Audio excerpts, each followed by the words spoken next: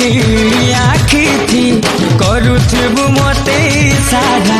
दूरे रही नहीं तर पाबू